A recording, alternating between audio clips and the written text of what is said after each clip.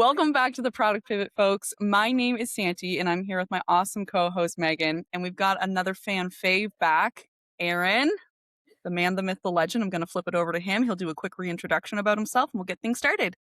Yeah, thanks. So I'm Aaron. I've been in product management for 12 or so years. Was a developer before that, and had the fortune to get mentored by some of the best in the biz in AI product management and all that stuff. And then now I'm co-founder and head of product over at Rozie Synopsis. So that's where I'm at now. We're trying to change the event industry by making knowledge more accessible for all attendees, exhibitors, and organizers.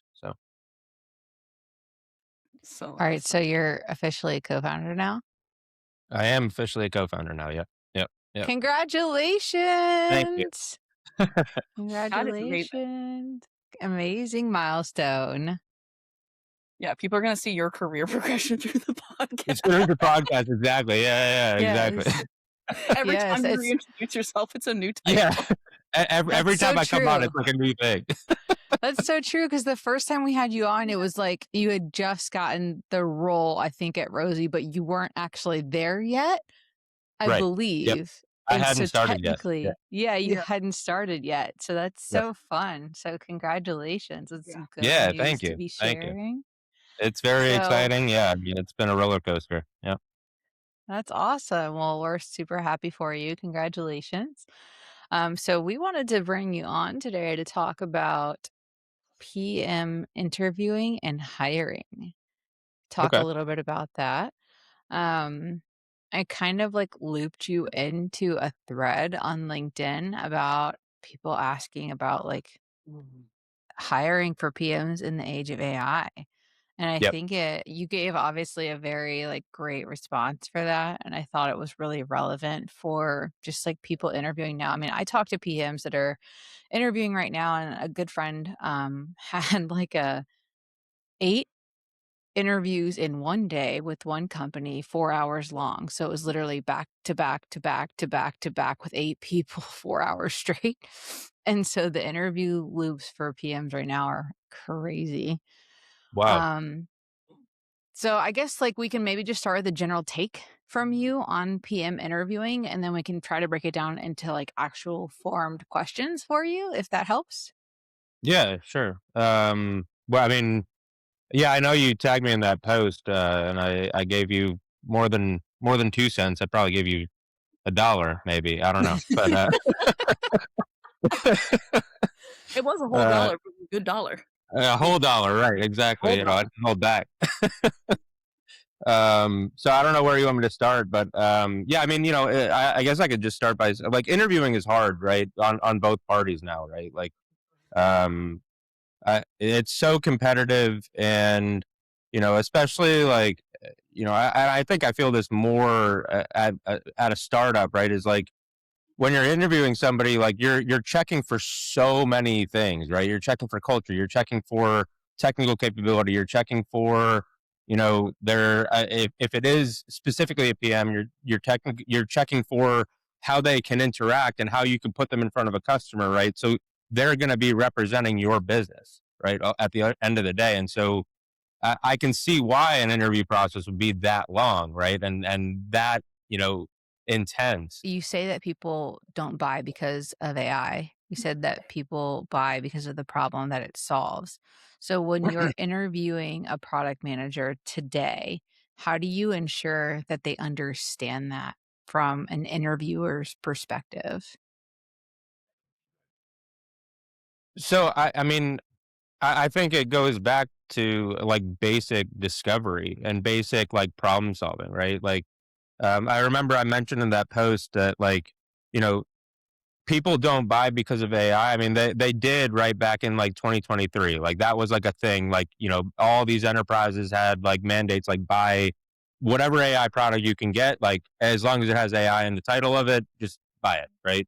But that's where that's actually when I got involved in our AI products, because we were venturing down a pathway of only selling because we could say oh, we built this product with AI, right? But what we were kind of missing was how does that actually solve the user's problem and what value does it provide to them, right? Like the basic of product management, right? Making sure that it's valuable for the end customer or end user using it, right?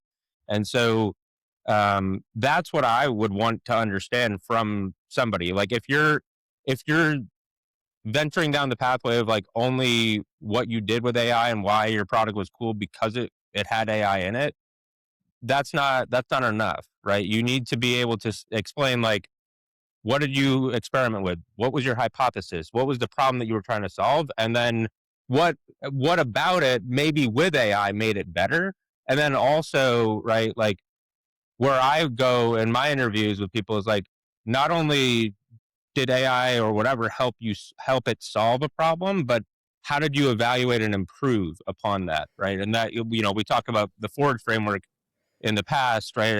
And like the E to me is like the most important part. Like how did you focus on improving it? Like, do you actually understand what the AI was doing and where it was falling down, where it was actually doing very well, what wasn't doing well, and like how did you create an evaluation framework to actively measure it, right? And maybe you didn't create it, maybe your data science team created it, but that's where you need to think about it from the user perspective, because ultimately the evaluation is, did it solve the end problem for that user? And if it isn't, then how did we improve it to make, through evaluation, through RAG frameworks, through agentic frameworks, all that stuff. How do we improve it so that the outputs that were coming out of the machine were actually focused more on outcomes, like drove outcomes for that end customer. So that's what I sort of look for um, in evaluating an AI product manager. Are you seeing those types of storytelling in like presenting case studies? Because from people that I'm talking to, it sounds like a lot like maybe towards like a final round step involves creating case studies. Is that where that step is evaluated, or is it even earlier in your interviewing process? I mean, in the first interview that I have with somebody, I asked them to walk me through, like something in their portfolio that served an end goal, right? Drove an end outcome for the business and for that customer, right? Because like how else are you going to understand if that product person is like good or not in an interview, right? Did they do discovery? Did they validate or invalidate an idea? And then did they drive some level of outcome for the business and the customer? So when you're talking about like you're asking these candidates, talk to me about how you improved like a system with like let's say AI for example. They did Mhm. something with AI and you're talking about how did you improve that and build upon it? How did you like create better outcomes? So what would like a weak answer look like from a candidate on that topic versus like a stronger one? Like what do most people tend to miss when they're answering those sorts of questions? So to me, I think to me a weak answer in this age of AI and vibe coding and stuff like that is essentially saying, oh well, I vibe coded a solution to meet XYZ problem, and then we delivered it to the customer, right? But they didn't focus on like the actual critical thinking aspect of it, where like you're you what was all of the input that drove you to vibe coding a solution for, right? Because now we can create a prototype and get it in front of a customer to validate or invalidate it very quickly, right? But just saying like, oh, I vibe coded to meet X, right? Like without the actual showing the thought process and showing the discovery, that would be a very weak answer to me. Right. Yeah. So it all And do comes you back to storytelling, right? Yep. Yep. Yeah. Yeah. I was gonna ask, like, are you finding that you're seeing more of those answers in interviews now because people Oh can tell? yeah. Oh, yeah, I figured. Yeah. Yeah. All the time. Yeah. I mean, and it it's scary to me. Like I keep seeing all these posts on LinkedIn about this exact topic, and it it's scary to me because it seems like we are moving more and more into, I don't know if you're familiar with the movie Idiocracy, but like where people are just not using those critical thinking skills anymore, and they're jumping straight to solutioning or creating something without all of the active discovery that is what our core job is, like, to really truly get obsessed with problems, get obsessed with customers. Sure, the end goal, or like that end like prototype, is easier to create than ever before, right? But you know what? And I saw Steve Johnson posted the other day, right? Like he created such a feature bloated product or prototype with vibe coding, right? And it's like it's so easy to do now, Yeah. because Yeah. now you can just dream it up and like, oh yeah, vibe coding will just do all of that stuff. So it's like I don't really care. Everybody can vibe code, right? Like I don't care if you can vibe code. I care about the before and I care about the after right now, right?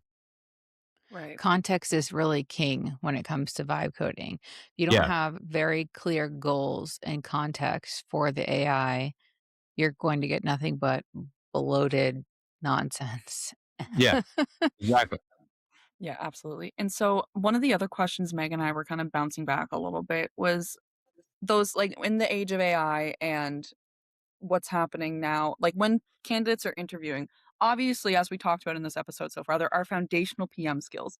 And from what you're saying, it sounds like candidates are bypassing the discovery part in interviews. Would you say Mhm. that's correct? Like, is that like one of the more like the main foundational skills that seem to just not be getting touched on or demonstrated enough in interviews? Yeah, Or most is there like definitely. others?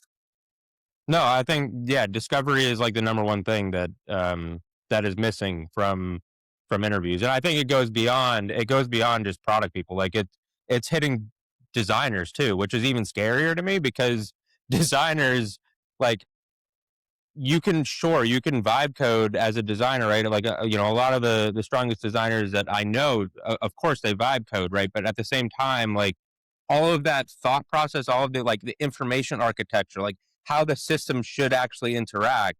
If you're bypassing all of that just to generate a prototype, like, you're bypassing what we're actually hiring for, right? You're bypassing what, like, I don't need somebody to just take a Slack message and then pass it into Cursor or Claude. I can do that, right? Like, I need you to be able to critically think so that you can, sort of offload that thinking for me, and then come out with something that we can both use and jam on together, right? That's so true. I actually said that to someone yesterday. There's this like thing I've experienced since LLMs have become a lot more popular, ChatGPT, Claude, whatever. And it's like you'll ask someone a question, and it can be anyone. I experienced this with like multiple founders. I've experienced this with peers. You'll ask a question, and then they'll respond, "Here's what Claude told me." Yep. Or Yeah. here's what Yeah. ChatGPT told me. Or that this is the worst when they won't even say that and they'll just give you a document or a response that is Yeah. clearly from an LLM. And I'm like, if I fucking wanted that, I would have asked it. I Yeah. want to know what you think. I want to Right. know what you are going to say back. Otherwise, I would have just asked an LLM. And I think that is one of the most annoying things that have come from this whole AI shift is like you're asking a peer because you trust their input and their thoughts clearly, or a founder, like whoever that you're going to, a leader, right? And like you want their expertise, and they're asking AI and then giving you back AI. That is not what you want. No, not at all. Like, and I think, there's a difference between like AI, like, formulating your wording around a little bit so that it sounds a little bit easier to digest. It's a totally different ballgame if they're just being like, here are the instructions that Claude gave me. It's like I don't need that. Like, Yeah. I need your thought process, not Claude's. Like, I could ask Claude that stuff. Yeah, yeah. Yeah. Something I've done in the past is, like, I'll think on it, like, through what I would say, and then sometimes I'll, like, put my whole thought process and be like, "Okay, poke holes in my train of thought." Like, Yeah. like, that could be something people could do. It's like, if you're a little unsure about something, like, give your opinion anyways, and then if you want to take it a step further, throw it into something and be like I've done it with, like, decks too. I'll be like, "Take this deck I made and, like, poke holes in this presentation. Tell me, like, maybe what I might not be thinking of," or, like, what and, like, sometimes I'm like, "Okay, yeah, that's not really relevant for what we're doing here," and then sometimes I'm like, "Oh, actually, yeah, I probably could drill into that a little bit more. Oh, yeah, I didn't actually think of that." Like, Yeah. it's to keep us honest, but still do the thinking, right? Like, still Exactly. think. Yeah. Yeah.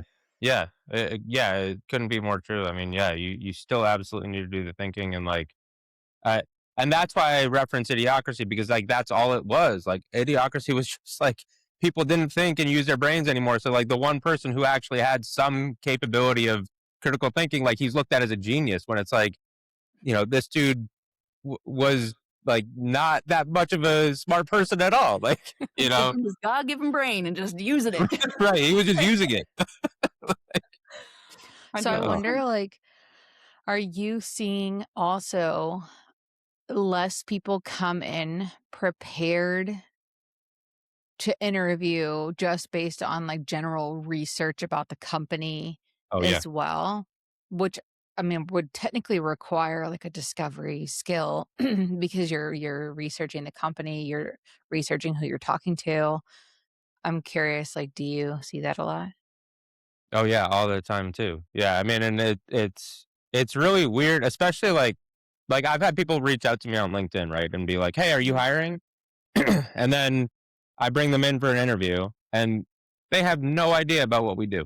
Like they haven't looked at our website, they haven't looked at like our product, they haven't looked at our videos on YouTube, nothing. Like, and it's like, so why did you ask me for a job here then? If are you interested in what we're doing, or like you just wanted to like to come in for an interview just completely unprepared and like I don't know what you were expecting.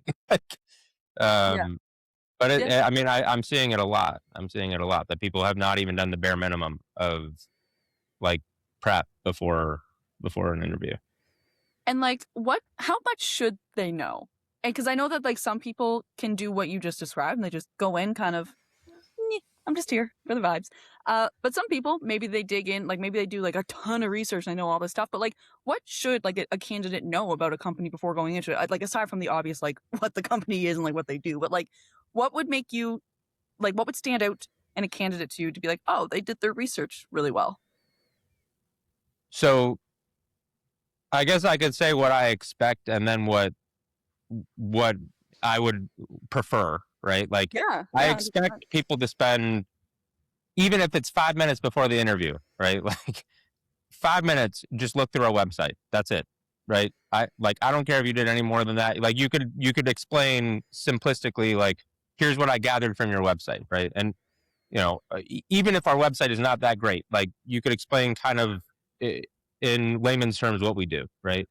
Um, what I would love is if you have taken the chance to look through our website, look through any of the product videos that we have, and then come with some amount of like anecdotal evidence of like, oh, you know what, I was at an event, like, because most people have been at an event, right? So, oh, I was at an event, this would be amazing, like, and what would be really valuable for me as an attendee of these events is if I could go and give a report or whatever to my boss, right? Like, which we solve for, but at the end of the day, right, you at least you've spent a little bit of time to understand what the value is and like what you know how maybe you could contribute once you come in, right?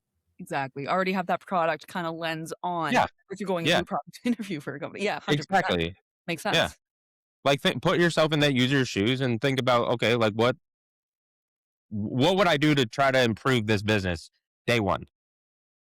Yeah. I feel like that's like a bare minimum ask today, but I feel like there's this perception that it's hard to get a job, and so why waste my time? Because I would need to do that for everyone. But going back to your original point, the bar is low. The bar is real, real low.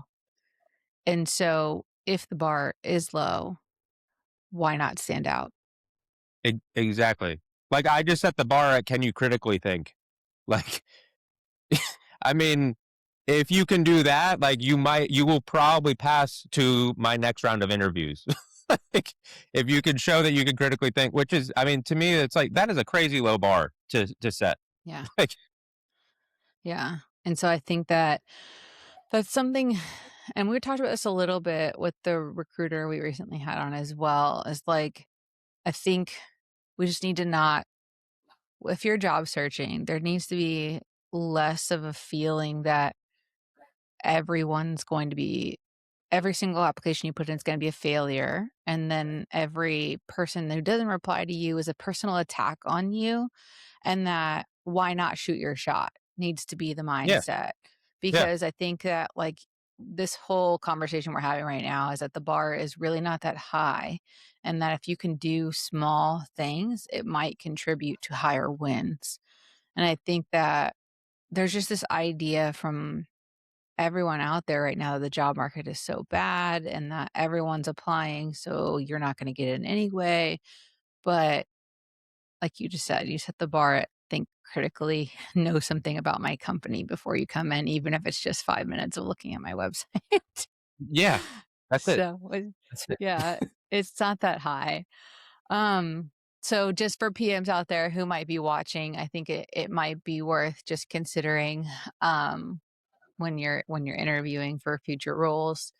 I do want to pivot a little bit. One of the things that I read in that comment that we were referencing at the beginning from you on PM hiring actually kind of stood out to me because you'd mentioned something about explaining to like as a non-technical mother, I think is how you said it. Yeah.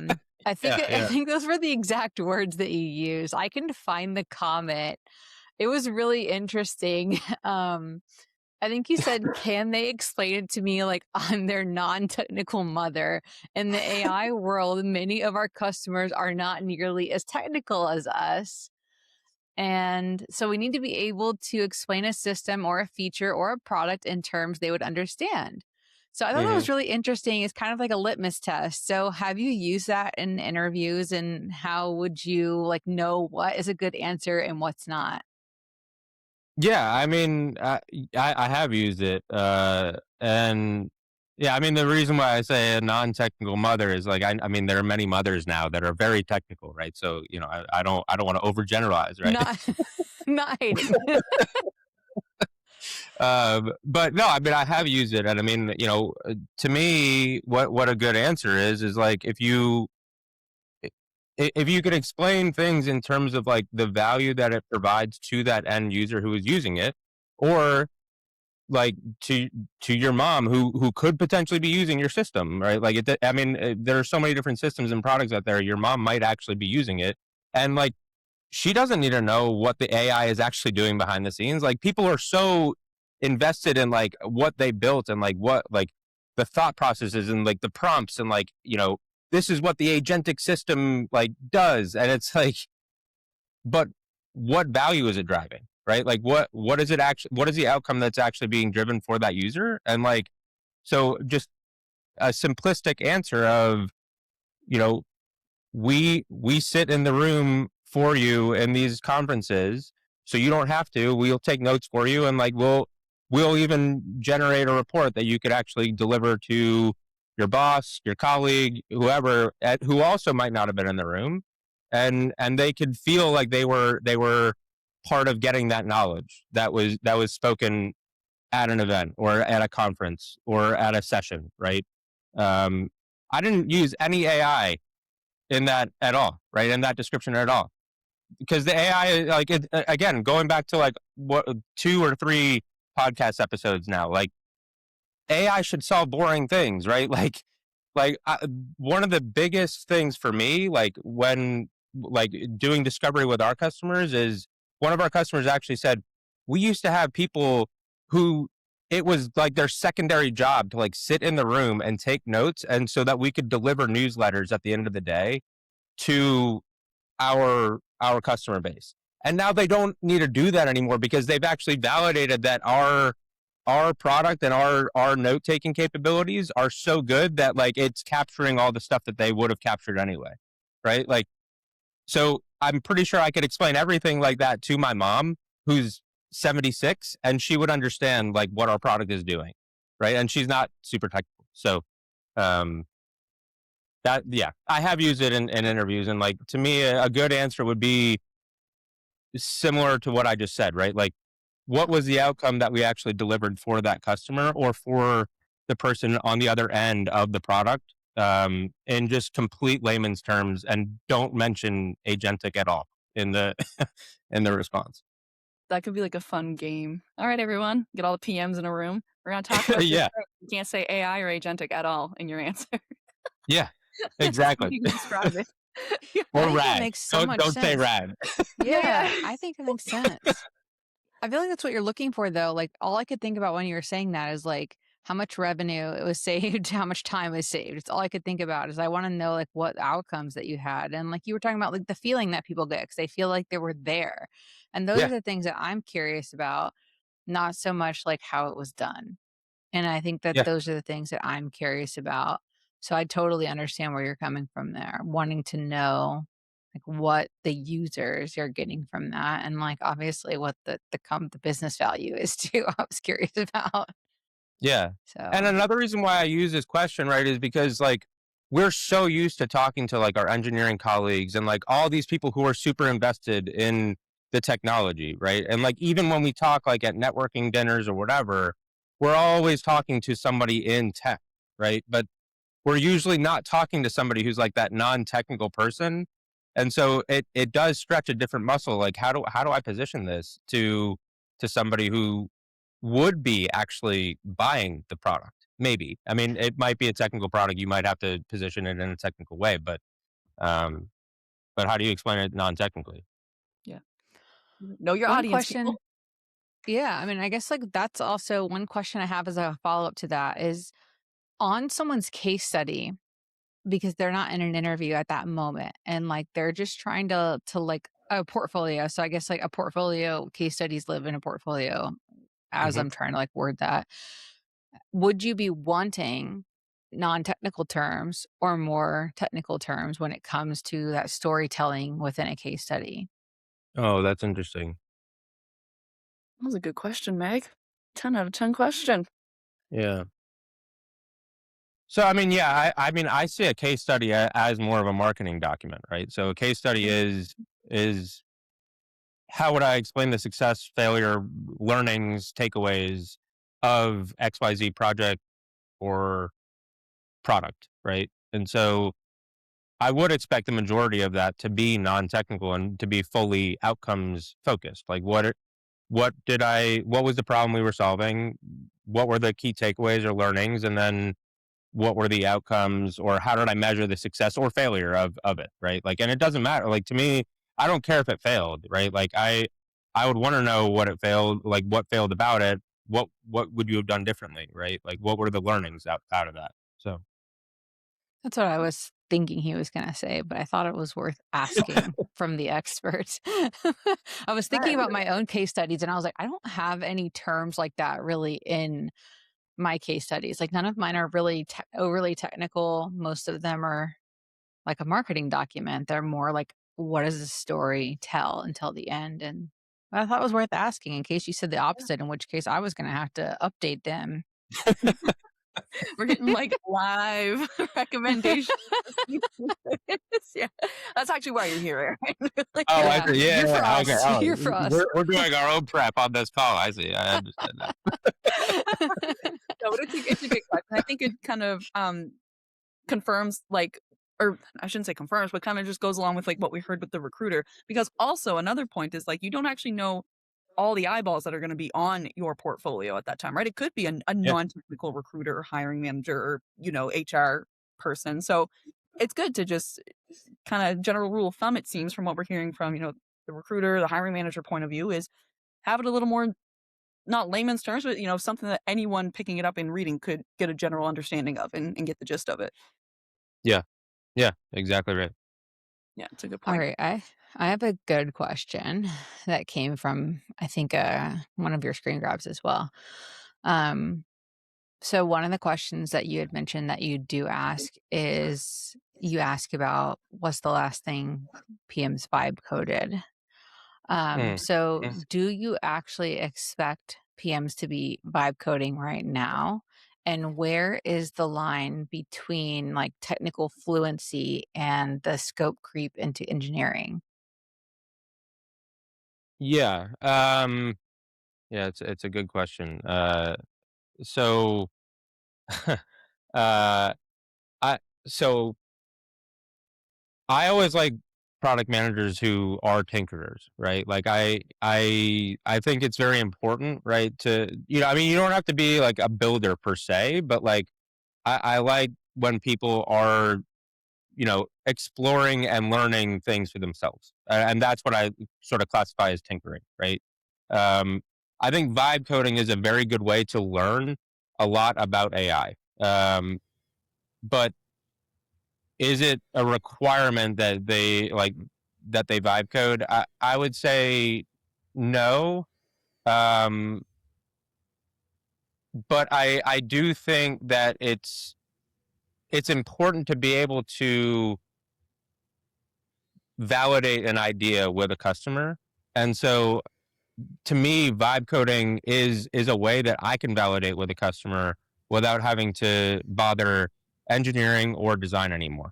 Right. Like I can create some type of quick prototype and be like, hey, like based off of our conversation, is this kind of what we're thinking right now? Like, or am I completely missing the mark? Right? Is this the problem that would be solved if we were to go forward and try to implement something like this? Right? Like, so while I don't think it's a requirement, I think the tinkering aspect of like, I mean, we've always been prototypers, right? Like pen and paper, you know, whiteboarding with the customer, right? Like, so while I'm not going to say vibe coding is a requirement, I do think that it's an important skill set to learn so that it could be part of your prototyping toolkit, right? Yeah. We're hearing this too in different conversations. It's like a communication tool, really, like Yeah. communicating with like different use cases. So like for your use case exactly, as you said, showing customers something like an idea or something and getting some validation because that's the root of it all, right? It's like Yeah. customer validation, not just building something and then actually building it, shipping it to production and being like, here, we got this thing, no validation whatsoever. Not great. We're Yeah. hearing it also for like talks within internal teams. Like a PM might be trying to convey some sort of idea or something, and they'll bring in their designers or their engineers and be like, "Here's what I'm thinking. I don't want a solution too much, but this is just so you can understand kind of my train of thought and what I'm Yeah. hearing from customers and stuff like that." And just using these as like good communication tools, which again brings back to another core PM skill is communication. Exactly. Right? Yeah. So Exactly right. yeah, Yeah. I Exactly. do wanna ask about the scope creep to engineering question, though, Hmm. because it's actually a PM we all know actually came and shared with me recently that she was being asked to ship code to production at her company. Um, and I think that that is happening more and more.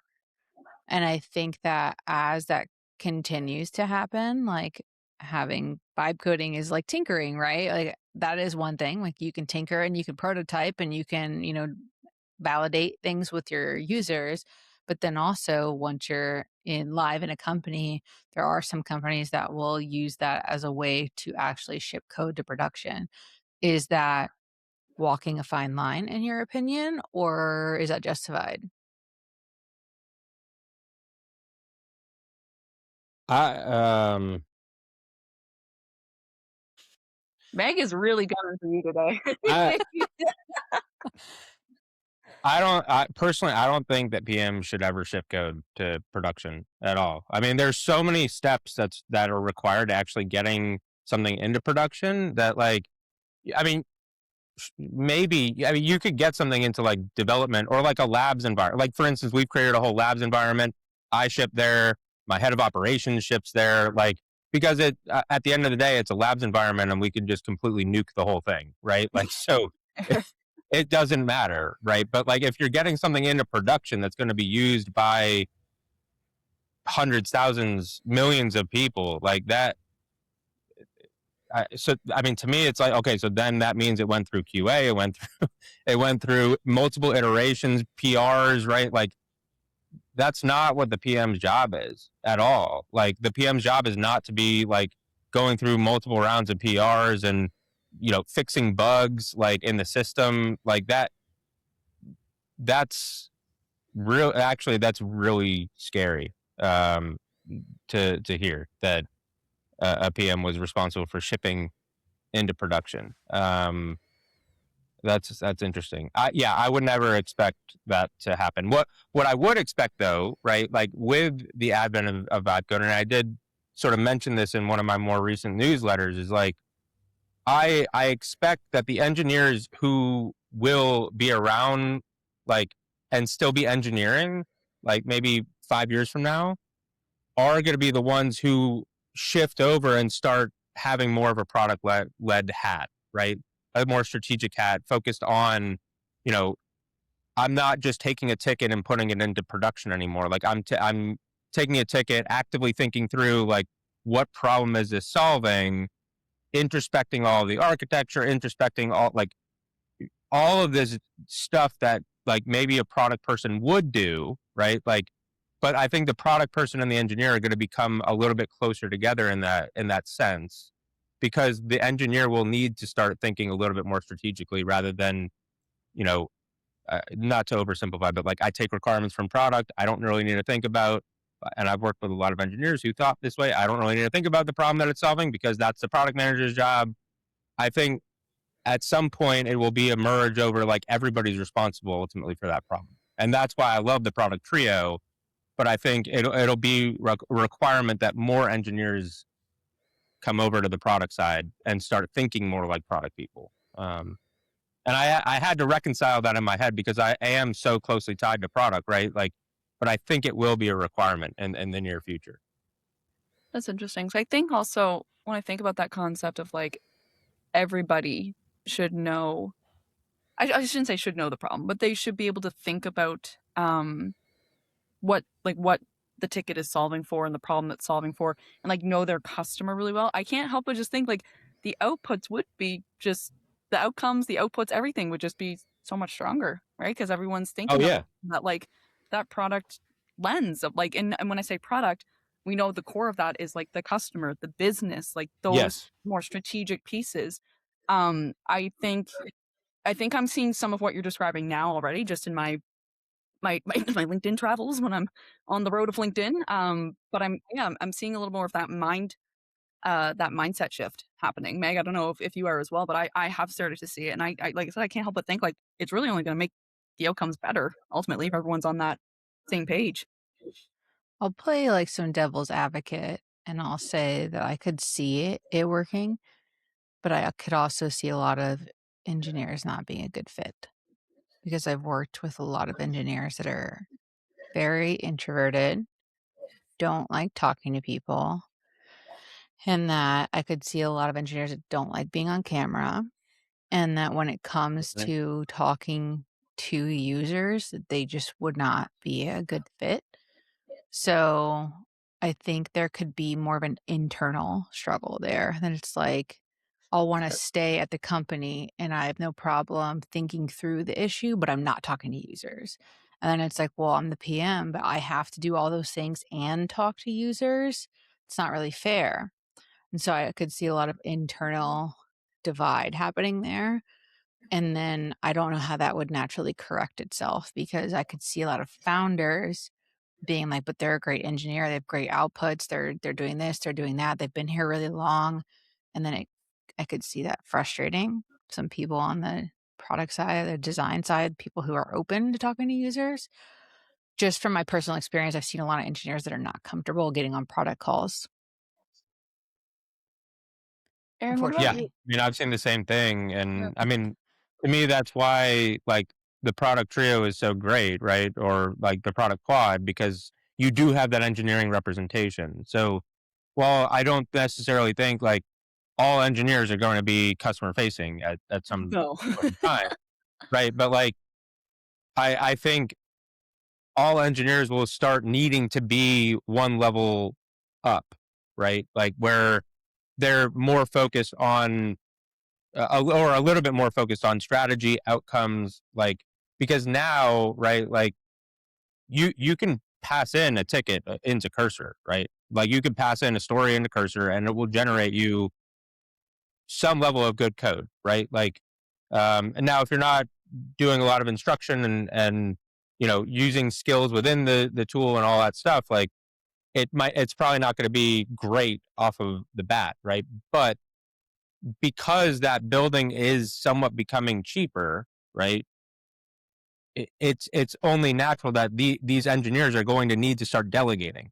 But how can you start delegating to the system if you can't explain what you're trying to delegate to? Which also goes back to the critical thinking skills, right? Yeah, that's a Yeah. good point. I think there could be other ways that engineers could get this information aside from, like, customer calls directly. So, like, obviously, it Totally. naturally will come through working with the product team, Yes. obviously. But they could even, like, look at recordings or, like, snippets of recordings or, like, if, like, a product Yeah. manager's like, "Hey, I had this really good call. Here's, like, a problem this customer described way better than I could." Watch, like, a little clip of something, read some, notes or, like, summaries from calls, things like that. I think there's other ways that we Oh could yeah. loop. Yeah, yeah, exactly, like, loop in those folks that maybe aren't as comfortable being on camera or, like, wanting to join any customer calls. Because also we don't want them inundated with calls because then everyone's just doing customer calls, Yeah. but there are ways that they could get some of that knowledge, in a way that's like, yeah, I'm leveling up my knowledge of the customer, the problems, the market, in a way that's, like, feasible and just helps me be a better engineer. So there are, I think, some cool ways that that could be done, as well. Because I've experienced both. I've experienced, engineers that are like, "Yeah, I'll come on the call," and they'll come on the call. They'll usually have their Yeah. camera off, fair, but they'll listen, they will pop in with a question, and then some are like, "Nope. No, thank you." Yeah. It's fine. I think there's ways that it can work, with any of those personas, we'll say, to get Absolutely. to get that end result. I also think that engineers have a great opportunity right now to take really big charge of the context problem that Yes. AI has, that us as product people and designers and founders, you know, operations people, people that are in those other departments are not being part of right now. But Hmm. engineers have a really foundational place in really understanding how to set core context for AI. And by doing that, they're stepping up and really helping. They could help, I guess, as time goes on, rest of the teams and like really setting up context for how they use AI. And I think if they could set core foundations for an entire team, then they could set the engine for the team as AI continues to develop. And I think, that will obviously free up time for engineers, obviously, when they get something pumping for their teams. But they're the closest to those problems and the best at understanding those problems, I think, as well. That, us like other teammates not understanding code and not understanding those types of things as well. I think they're miles beyond us and trying to understand how to use those tools. So I'm curious as time goes on how they'll understand how to set core context for AI compared to how like a product person could and how they could maybe be teachers of that internally. So I think that could be cool. I mean, yeah, that's like my dream engineer right there. I've met a few who are very, very interested in it.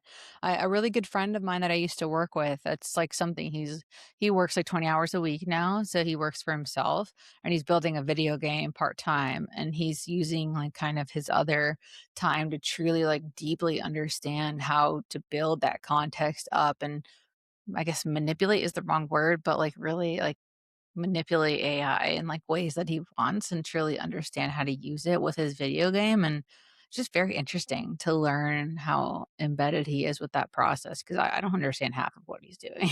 So, Yeah. Uh, I mean and it goes back to tinkering, right? Like that's the type of mentality that you want. You want somebody who's just going to be like, let me just put my curiosity hat on and learn how to use this system, right? And like the way that I've been explaining it to my engineering team is like, you know, like if you grew up skiing, right, and then all of a sudden you're now on a snowboard, right, and then you try to operate in the same exact way as you've been skiing, you're going to fall flat on your face, right? Or you might be able to do some level of like green circles, maybe a blue square.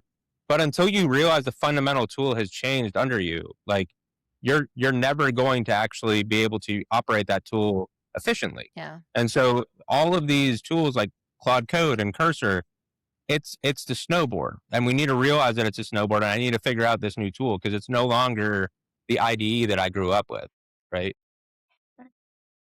That's so true. Well, I feel like we covered a lot of the core questions that were kind of in here. Or actually, that's not true. There was one other one that I was really interested in, and it was you had mentioned asking how do people stay like if you're interviewing someone, how do they stay Mhm. on top of AI news? And I thought that was kind of like an interesting question. So, what kind of ideal answer are you looking for there? Yeah, I mean, I'm looking for, I mean, again, right, curiosity and tinkering, right? Like what newsletters are you following, right? What podcasts are you listening to? Like what YouTube videos did you watch recently about like new techniques? Are you looking on archive, right? Like to read some research documents. I mean, I know like that's like a deep AI product person, right? But like I I remember at our previous job, like we looked on archive and like almost every week we brought a new article to the table and just went through it, right? Like how do we digest this and use this new capability that just came out of Stanford or Cambridge or whatever and experiment with it, right? That's cool. Yeah, it was amazing. I learned more about AI just like going through those papers with my data science team than like I probably got more of a crash course in AI than like most people have, right? Because like we were just so curious and so like let's share it all together, right? And then the other aspect of the question is like how do you bring that news to the table, right? How do you surface it up so that everybody else can be on the same page, right? Santi, I would like to like ask you, I believe you're like in charge of like an AI group at your company. I'm curious, like if someone isn't doing something like that at their company or doesn't have like a group like that, how did yours form at your company? And could they start something like that? Or was it something that was from leadership? Or can you talk about that? Yeah, absolutely. So I co-lead like our strategic AI council with our program manager. And so that's something that like our CTO had been chatting about. He's very passionate about AI and like in a way that he wants people to use it to like level up, be knowledgeable about it and like do good things with it, right? So I would say our team was just very curious about how we could explore AI to make it more beneficial for us and kind of like that boring stuff you talk about, Aaron. Like what can we do to help us be a Yeah. little more efficient or take some of that more boring stuff out of it so we have the space to work on the stuff that like actually moves the needle. So it was really just like an openness to having a group like that first and foremost, and then just I just kind of raised my hand when he mentioned like, yeah, we're gonna be looking to kind of get this group together to just talk through some things about AI and like how we could have it work better for us and stuff like that. And I was just kind of like, hi, I'm interested. Like sometimes you just gotta throw your and at that time, like I was using AI, but I knew that I could be doing a lot more with it. So it's not like I was like some sort of pro by any means, but I was just like, yeah, I actually want to dig into this. I know it's a thing that is going to be here to stay, and I want to be on top of it as much as I can be. So we got into that group, and it's a lot of trial and error too. Like some weeks would seem like more productive than others, but it's still new technology that everyone's figuring out in some way, shape, or form. But like one of the things that we did, we just started each session with like we call them icebreakers. So we would just share some like news in AI that would happen like Mm. from the last month or whatever, because we meet monthly. And so we would just have like three of them or so and be like, hey, like this company just did this really cool thing with AI. It might not even be related to tech in general, but it's just showing different ways that AI is being used in the world and to kind of like open that box and way of thinking. Um, and then like we would do like group discussion, we do prompts, we would do, hey, the homework I guess is bring a problem or something that you think AI could solve, but maybe you're not sure how. Bring that to one of our Mm. sessions, and we as a group will think about how that could work. And there was a really good suggestion that came out of one of them that I wanted to implement, but had no time because of mat leave. But it's fine. When I get back, I'm gonna see. But yeah, and I think anyone really could do that. And I think part of it though was just having that support from leadership, having the support of the team to create that was really important. My teams were like I said, really supportive, really curious by nature, want to do really cool things. So I would just say if anyone's curious in creating something like that at their company, just talk to your manager about it. Talk to some peers about it and just be like, hey, heard about this idea of maybe we have some folks meet for like an AI collective or AI group every so often and see maybe how we could be optimizing our AI that we're using in the company more, maybe streamlining it. Maybe it's like, someone from the operations team is sits in because that's what we have as well. I should have noted. We have someone from kind of each department in these meetings. And so maybe someone in operations is like, "Hey, I've been using AI to do this thing and it's actually like taken 3 hours out of my week." And someone from finance might be like, "Oh, wait, hold up. I do the same kind of work. Like I should be adopting this. Like let's talk. Let's bring it together and just again kind of increase the communication and just see where it can take you. Some things are going to be a win, some things might not work, but you figure it out as you go. And I think, like to your point, Aaron, you tinker Yeah. Yeah. And it's also great for culture building too, right? Like you're for all sort of sure. you become more and more one team because you're just trying to focus on solving each other's problems and upskilling and educating each other. So I love that. I absolutely love that. Yeah, it's a great thing. It's interesting because it sounds like although there's curiosity at like the core of that, it almost sounds like the company itself could also benefit from the time spent there because you could save time on tasks, which obviously every company wants. So that's very interesting. So I could see the win there. Um, I love that idea though. I think that I'm glad that I asked that because it just came to my mind. So thank you for sharing. I Of like that. course, of course. Yeah, no, it's really cool. I've had a blast with it. And, like I said, there's definitely been some really cool, like, tidbits that have come out of that, just things that you wouldn't think of, and I remember our program manager, she was like, "Yeah, I, like, just kinda made this thing," and it was, like, this really cool thing, like, I was like, "Oh my gosh, like, that is the coolest thing ever," like, "What?" And it was just, like, a cool way to just see how people are, like I just said "cool" like 500 times, but it was, like, a really interesting way to see, like, what people are doing, how they're thinking, again, get to know one another a little bit better, Yeah. just stuff like that. I thought it was great. I thought it was great, so, always worth trying out to see if it's something that could benefit you, your team, your company, what have you. Well, Erin, I feel like we've gotten through all the questions. Oh, do you want to share anything that you're vibe coding right now? Um, That could be fun to share. that could Ooh. be, yeah. Actually, before I answer that, what do you think about PMs and vibe coding? Is it a requirement now? I think that if you're not actively vibe coding on the side, I think that you should be counted out compared to people that are tinkering and building. You don't have to build a product, I don't think, because I think that you can build literally anything. Yeah. But Yeah. I think that you need to be vibe coding right now. You need to be testing something like Base 44, Lovable, Claude Code, Cursor. Just do something. Like Yeah. you just use the things that are available for you that are out there. And that's if you're full time or if you're completely in the unemployment seat, wherever you're at, if you're actively out there right now, even if you're not job searching, just like use the tools that are out there and available to you right now because I think that AI is here to stay. And so I think we need to be tinkering with those tools for 30 minutes a week if that's all you have. So I think that it's kind of the bar needs to be like everyone needs to be touching those tools. Santi, do you have a different thought? So I have it's not necessarily different 'cause I agree with, like, what you're saying there. I think the like what Steve had said in our recording with him, I think that PMs need to know their role in the core of what a PM role Yes. is. I think that is kind of first and foremost. That doesn't always mean you have to vibe code, but your knowledge will only increase if you vibe code. That's Yes. kind of like my Exactly. way of thinking. So like you said, Aaron, like it's not like a 100% like you absolutely must for me, but you will learn some really cool stuff if you do. And I think that will only make you better for doing it. So and Meg, to your point though, there is just a ton of new tools coming out. People do need to stay up to date with them. And there is Yeah. really no better way than to just tinker with it yourself. Like that's just the way it is. That's why I think when we first saw that like we were gonna be able to build something kind of ourselves without an engineering team. At the time, it was, like, in theory because we didn't know how good these tools were. Meg and I were both like, "Let's get on it now." Like, let's And we tried Yeah. so many. It was like it wasn't just right. one.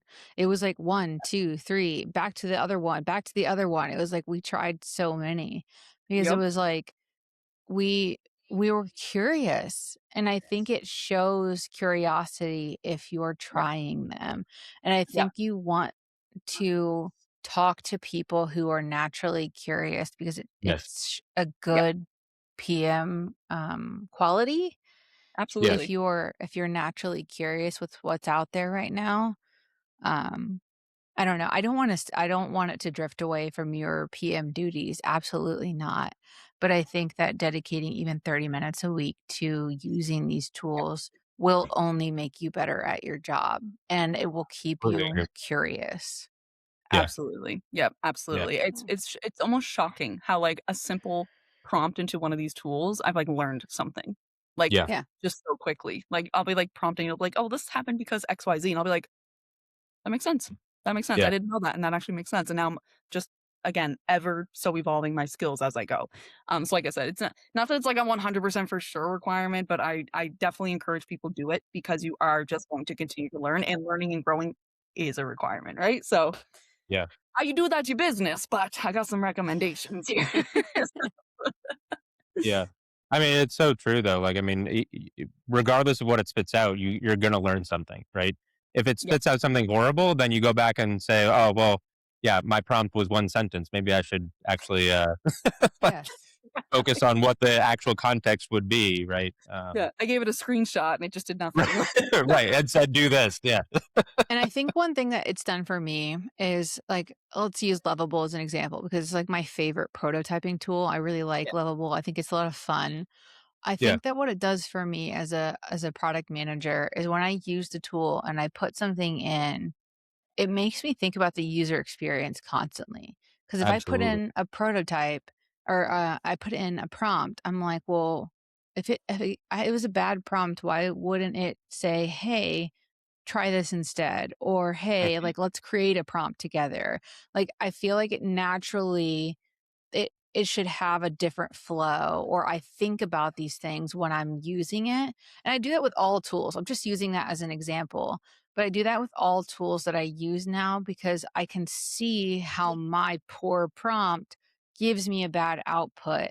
And so I that's an example of why I think people should be prototyping or using these tools to build or whatever because I think that you can see your output faster versus there are I'm a visual learner, I guess is how I want to wrap that up. Is I'm a visual learner and I think when I can see my end result faster, I can see how I could have made it better a different way as well. So, Yeah. really good point. Yeah, yeah, Yeah. absolutely. but what are you building, Aaron? um, so there are two things that I'm building actually. What one? So one is like a personal thing, and then like the other one is definitely for something at work. And so the for the first thing at work, I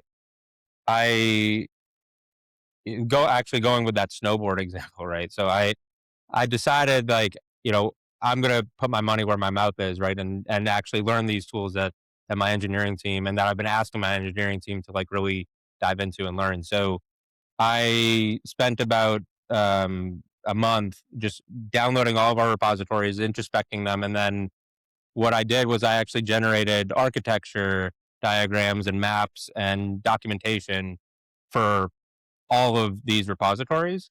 And then I was like, you know what? I'm kind of curious. Like, w- could I build a system where I take in a ticket and it introspects my architecture and generates me like actual code that would fit with the repositories that it knows about and all of that stuff. So I made an entire like agentic system in Cursor that has like an orchestration uh, path where it figures out it's actually fully autonomous. Like it'll actually figure out like, you know, what skill, what tool do I need to call on? Well, they're sub agents. So what sub agent do I need to Mhm. call on in order to generate new architecture, you know, tinker with the back end, you know, tinker with the front end to actually achieve this epic. And it's like linked That's with cool. Jira. It's linked with Mixpanel. So everything about it is essentially like, okay, I can take a ticket, go in the middle, and then actually be able to measure the outcome of that story. I'm still working on it. I'm still tinkering with it, but I'm very excited about it because That's cool.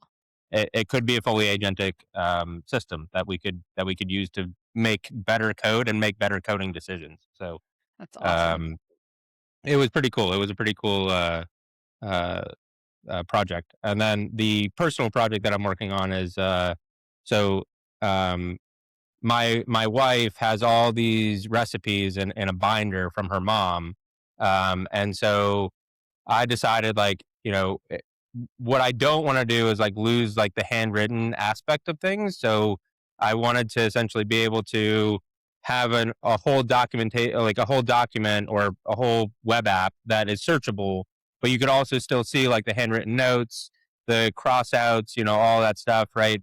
Um, and so I'm currently working on a system that takes out the recipes and puts them into text, but also you can still see like all the handwritten note cards and all that stuff. And That's so, awesome. What are you yes, using to build that?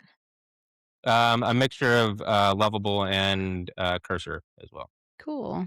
That's Yeah. awesome. What about you? I think it's so much fun to just be able to build stuff.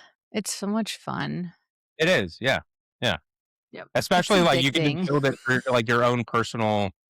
Yeah. Yeah. I have no like that recipe thing is not going to be like a side project or a side hustle or anything like that. It's just like personal. Like we're gonna have our own online database of all these recipes, right? But like you know, I love that you can just do that yourself without having to like outsource any aspect of it to like an engineering company. So Yeah. Yeah. It's just fun. I Yep. think yeah, it's just fun. And it's exciting to be able to visually see what's in your mind. I feel like we were talking about that with somebody last week who's a builder. I think he's working on like 3 projects at once. He's crazy. He's awesome, but he's crazy. And we were talking about it last week, and it's just like he has all these ideas in his head, and I could relate to that so much that I just like have that entrepreneurial spirit where I just always yeah, like I want to solve when I have a problem, and they live in my head. But these tools have allowed me to get that out of my head, and it's just like if I have a problem, I just can build it immediately, and it just doesn't live in my head anymore. And yeah. I used an example that I had this idea on my porch last summer, and I just built it in Lovable in like 6 hours on my phone. Like I Oh, just built whoa. it, and I bought a domain for it and everything. I haven't touched it since, but it's out of my head, so it's awesome because it's not in my Yeah, head anymore. Yeah. And I Yeah. I told him I was like that's the beauty of it. It's not that you have to do anything. It's just that it's not in your head anymore. And I think that exactly. yeah, I think that that's like the beauty of these tools sometimes for me. It's not so much that you have to do anything. It's just that it's not there anymore. And it's not like eating at you like you could have done that. You should have done that. There's, a million things that could be there, but it's not there banging at you anymore. So Yeah. I like that. Um, um, we have one more question. And then I actually have a hard stop in 9 minutes. I have to bounce. Okay. But Yeah. Santi, I actually do too. I don't know if Santi likes it. I'm gonna ask this question, but I'm gonna do it anyway. Uh Um oh. Good. I'm going to talk to you, Aaron. No, just kidding. so what product or company is wildly overrated right now? Oh. Ooh, hate to be you, Aaron. Yeah, you always leave off on the spicy ones. uh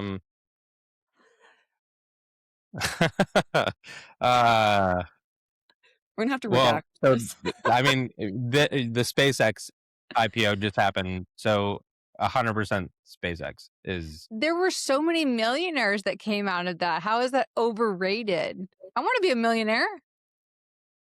I mean, good. I mean, good luck with betting on that. Like, I mean, that's all they're doing, right? They're just betting like, at the end of the That's day. true. So That's true. yeah, That's I true. also have seen a lot of stories on Reddit where the people have lost everything. So No way. I didn't see that. No way. yeah, yeah, That's yeah, crazy. I Damn. would be so hmm bummed. yeah. I Yeah. mean, that's what happens. I mean, This is why when I am like coming on with a new startup, I'm like, cash is king. I don't care about your options. I want right. cash because I have never had options work out for me ever. I want money. I want to know what your spicy take is on the most overrated company right now. Can't just be one sided. I can't just be the only one sharing the brunt of this. That's fair. I don't know. I feel like OpenAI is so overrated, but I don't really know if people really like OpenAI. I feel like OpenAI, like I won't touch their product with a 10-foot stick. I don't know. I don't use anything OpenAI related. I like see their product and I'm like, ugh, I don't know. Mm. No, I don't use Codex. I don't use any of their models.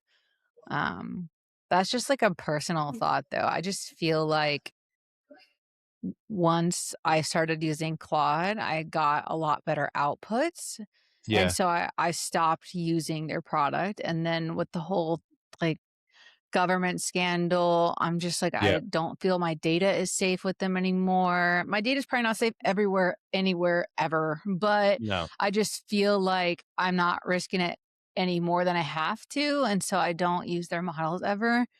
Um, so I don't know. I feel like maybe there's some hype there that I don't want to be part of, but that's the only thing I can think of right off the bat. What about you, Santi?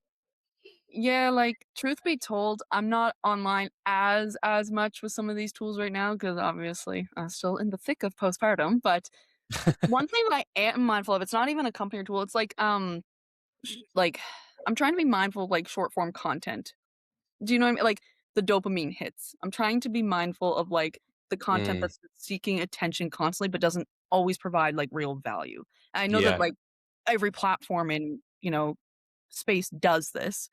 Um, but I'm more or less trying to be mindful of like the mental side, I guess, of like the tools I'm using and things like that. So I don't like have an answer for like which companies are overrated or overhyped right now. I think a lot of them can be in their own way if you think about it. But for me, I'm more now at the point where I'm trying to be mindful of like my actual consumption of content and like social media and stuff like that versus like specific companies.